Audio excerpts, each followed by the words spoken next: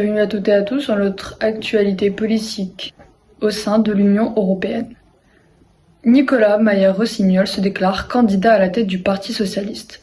Dans un entretien publié ce 4 mars 2025, le maire de Rouen a annoncé sa volonté de briguer le poste de premier secrétaire du PS lors du prochain congrès de juin.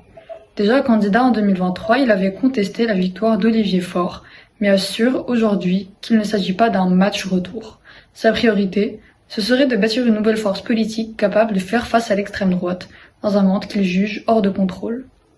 Pour cela, il participe et appelle à une union avec Place Publique, le mouvement de Raphaël Glucksmann, et avec d'autres sensibilités écologistes communistes.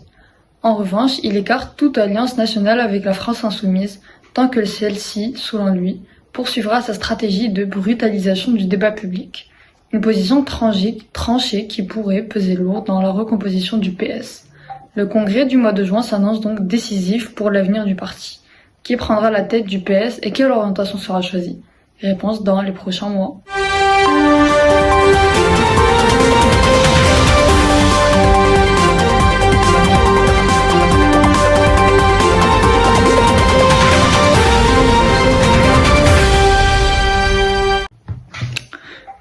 Ce mardi 4 mars, la présidente de la Commission européenne, Ursula von der Leyen, a présenté un vaste plan pour renforcer la défense du continent. Alors que l'Union européenne traverse une période de forte tension, notamment avec la guerre en Ukraine et la suspension de l'aide militaire américaine à Kiev, ce programme, baptisé ReArm Europe, prévoit la mobilisation de 800 milliards d'euros, dont 150 milliards sous forme de prêts aux États membres. Ce plan vise à assouplir temporairement les règles budgétaires européennes, en excluant pendant 4 ans les dépenses de défense des critères de déficit excessif.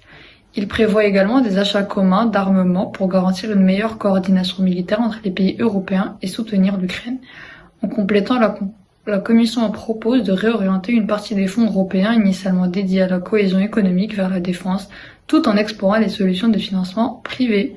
Ces propositions seront discutées lors du Conseil européen extraordinaire du jeudi 6 mars, où les dirigeants européens débattront de l'avenir de la sécurité du continent. Merci et nous retrouverons prochainement.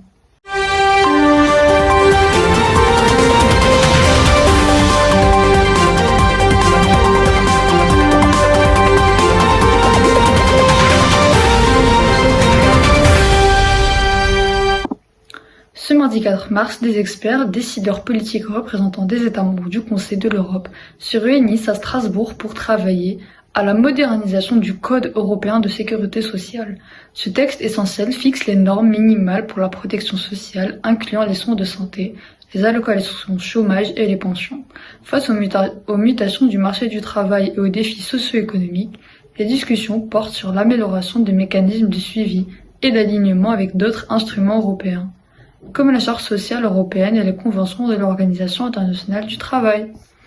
Les conclusions de cette réunion serviront à établir une feuille de route pour renforcer la mise en œuvre du Code et seront présentées lors du comité gouvernemental en mai 2025.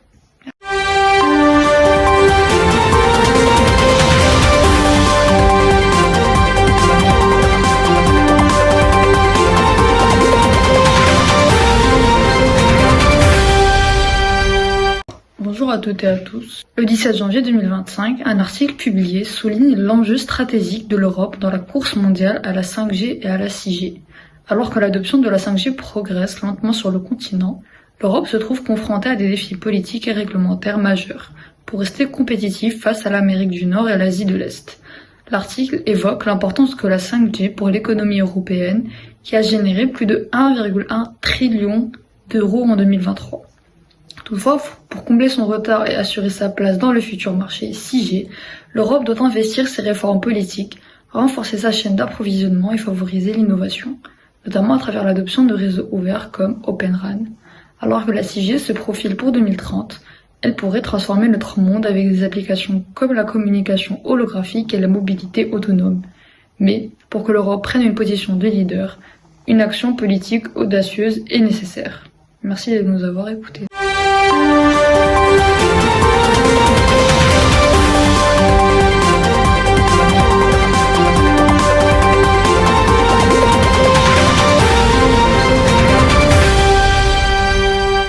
Bonjour à toutes et à tous sur notre actualité environnementale.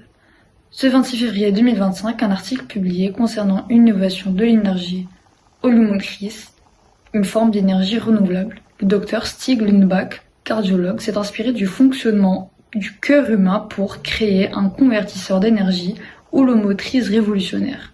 Le CORPAC, ce dispositif transforme le mouvement des vagues en électricité, propre grâce à un système de tension et de rotation. L'énergie holomotrice générée par les vagues a un potentiel énorme, capable de produire jusqu'à 29 500 TWh par an, bien plus que la consommation annuelle d'électricité de l'Europe. Les pays comme le Portugal, l'Espagne, la France et l'Irlande, bénéficiant de fortes houles de l'Atlantique, sont particulièrement bien placés pour exploiter cette source d'énergie. Malgré ces promesses, l'énergie holomotrice reste moins développée que l'énergie éolienne ou solaire, principalement en raison des défis techniques et économiques à surmonter. Néanmoins, des entreprises comme Core Power Ocean et d'autres projets similaires sont en bonne voie pour démontrer la visibilité à grande échelle.